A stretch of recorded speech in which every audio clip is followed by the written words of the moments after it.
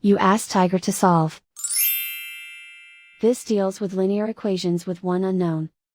The final result is k equals 27/8.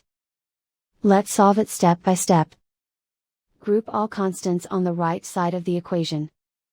Add 7/8 to both sides. Combine the fractions. Combine the numerators. Reduce the zero numerator. Simplify the arithmetic. Find the lowest common denominator.